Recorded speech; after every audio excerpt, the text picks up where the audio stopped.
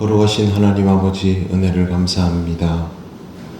오늘도 우리에게 기도의 시간을 주셨사오니 주의 말씀 따라 기도의 자리로 나아갑니다. 성령께서 우리를 인도하옵소서. 예수님 이름으로 기도드립니다. 아멘. 찬송가 421장 하나님께 찬양드립니다.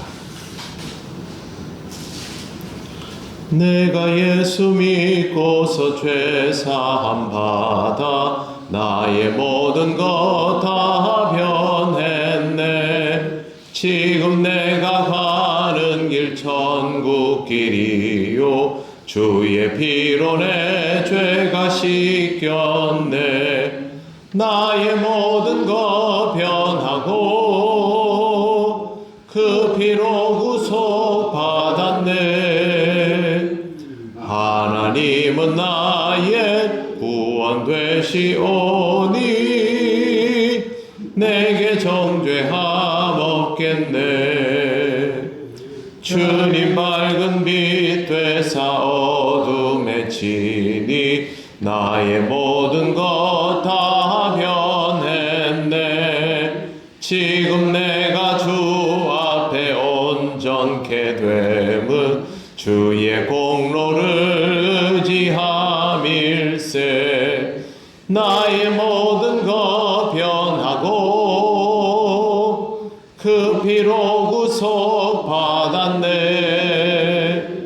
하나님은 나의 구원 되시오니 내게 정죄함 없겠네.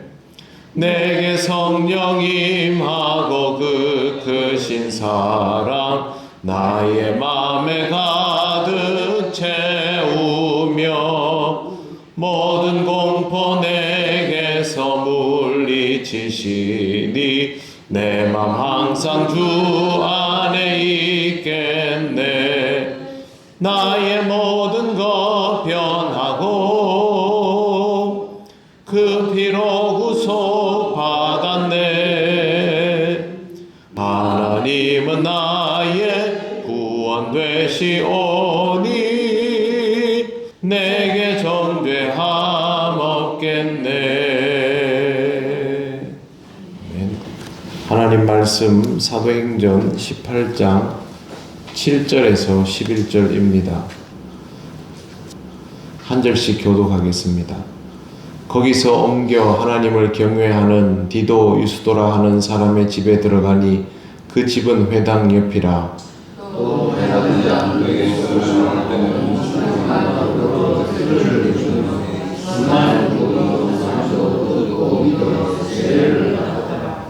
밤에 주께서 환상 가운데 바울에게 말씀하시되 두려워하지 말며 침묵하지 말고 말하라.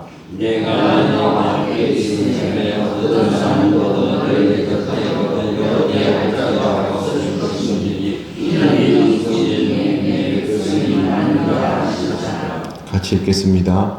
1년 6개월을 머물며 그들 가운데서 하나님의 말씀을 가르치니라. 아멘.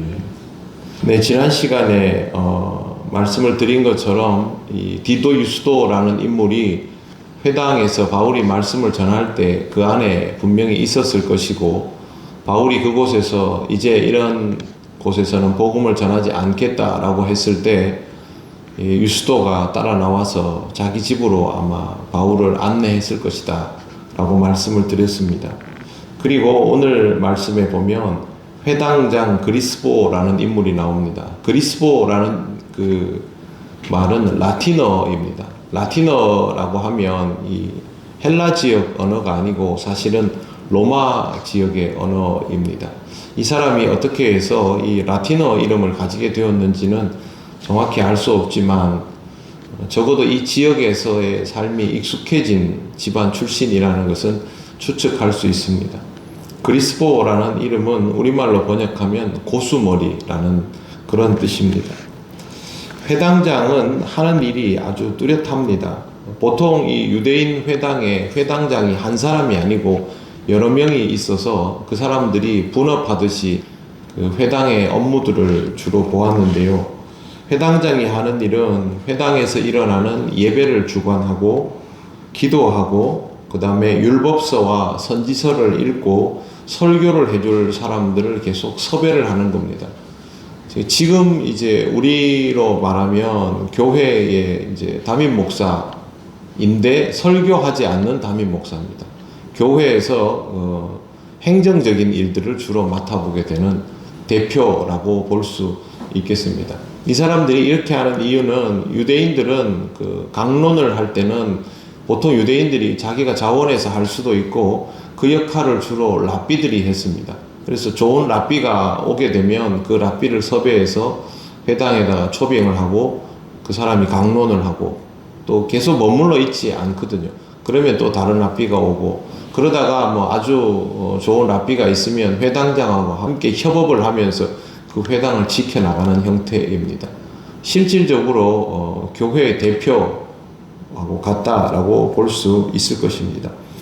그런데 이 회당장이 회심을 해서 개종을 해버리는 사건이 발생을 하게 된 것이죠.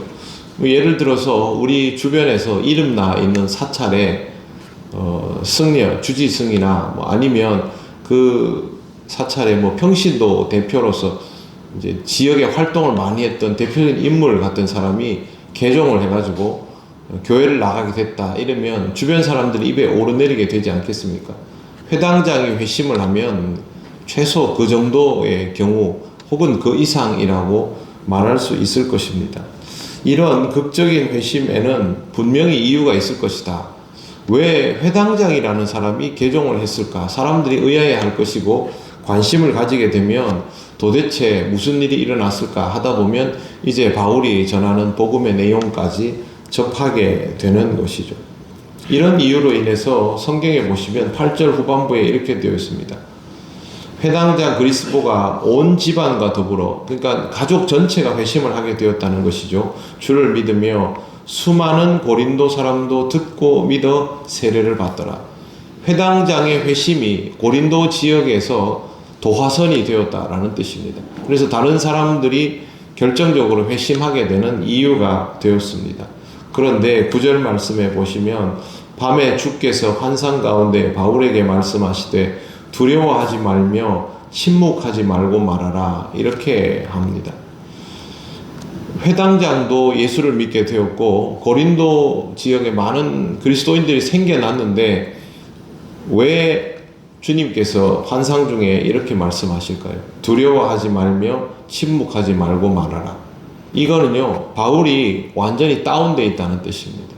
우리가 시편 23편을 볼 때 여호와는 나의 목자시니 내게 부족함이 없으리라 이렇게 나오면 그 찬송도 보면 굉장히 좀 이렇게 아름다운 멜로디로 되어 있지 않습니까? 하지만 여호와는 나의 목자시니 이 노래는 극한의 상황에서 부르는 노래입니다. 모든 것에서 평화를 잃어버렸을 때, 어디에서도 평화를 구할 수 없을 때, 그때 그 하는 노래이죠. 가정예배 순서지에 이번에 나온 말씀이 이 시편 23편이었는데 똑같습니다. 바울이 지금 회당에서 쫓겨난 이후에 뭐 사실상 쫓겨난 것이죠. 그렇게 하고 회당장에 회심도 했고 고린도에서 그리스도인들이 많이 생겨났는데도 불구하고 바울의 그 심적인 상태가 회복이 안 되는 겁니다. 타격을 지금 계속 입었죠. 지금까지 유럽에 와가지고 복음을 전하면서 계속 이제 밀려나고 해서 사실 고린도까지 오게 되었고 이제는 여기서 회심하는 사람들이 나오는데도 불구하고 바울의 마음이 다운된 데서 돌아오질 않는 겁니다. 그래서 주께서 바울에게 이 말씀을 하신 것입니다. 신앙이 좋고 열심히 사역하고 있고 결실이 있는데도 사람은 이렇게 타격을 입게 되어 있습니다. 인간은 그러합니다. 그래서 하나님께서 이렇게 바울에게 두려워하지 말라, 침묵하지 말고 말하라. 이제 그렇게 다운되어 있지 말라는 것이죠. 그것이 하나님께서 바울에게 주시는 위로와 은혜인데 하나님이 바울을 위로하실 때 힘들지 않느냐 이렇게 하지 않습니다. 그는 사역자이기 때문에 사역할 수 있도록 힘을 주시지 힘들지 않느냐는 하지 않는 것이죠. 이제 10절 말씀 같이 읽겠습니다. 시작. 내가 너와 함께 있음에 어떤 사람도 너를 대적하여 해롭게 할 자가 없을 것이니 이는 이 성중에 내 백성이 많음이라 하시더라. 아멘. 주님은 바울과 함께 하시고 또 누구도 바울을 대적하여 해롭게 할 자가 없다라고 말씀하십니다. 뿐만 아니라 이 성중에 내 백성이 많음이라 하셨습니다. 지금 고린도에 주를 믿는 자가 많습니까? 아니죠. 그런데도 주님은 이렇게 말씀하십니다. 그 말은 앞으로 그렇게 될 것이다 라고 해석할 수 있습니다. 바울은 지금 그런 가능성을 별로 보지 못하죠. 내가 여기서 얼마나 있다가 또 쫓겨나게 될까 그 생각하지 않겠습니까? 사람이 한 번, 두 번 계속 이렇게 계속 밀려나가다 보면 여기서 회심하는 사람들이 나오는 것을 보고도 며칠 안 있다가 나가게 되겠지. 그때까지는 열심히 복음을 전해야지. 그렇게 생각을 하겠죠. 주님께도 당연히 그 일로 인하여 기도했을 겁니다. 그런데 여기 보면 이 성중에 백성이 많다라고 말씀을 하십니다. 앞으로 그렇게 될 것이다 라는 것이고 11절을 보십시오. 1년 6개월을 머물며 그들 가운데서 하나님의 말씀을 가르치니라. 바울은 고린도에서 1년 6개월을 머뭅니다.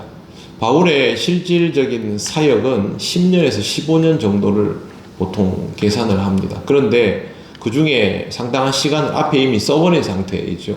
그러면 남아있는 시간도 많이 길지는 않은데요. 에베소에서 무려 3년을 사용합니다. 그러면 시간이 더 줄어드는데 그 시간 중에 1년 6개월이 고린도입니다. 에베소가 가장 길고요. 그 다음이 고린도인데 우리가 지금 봐온 것처럼 바울은 몇 군데에서 며칠도 있지 못했거든요. 그런 바울이 이곳에서 1년 6개월을 있었다는 것은 두 가지를 생각할 수 있습니다. 첫째는 믿는 자가 계속 나왔다는 거죠.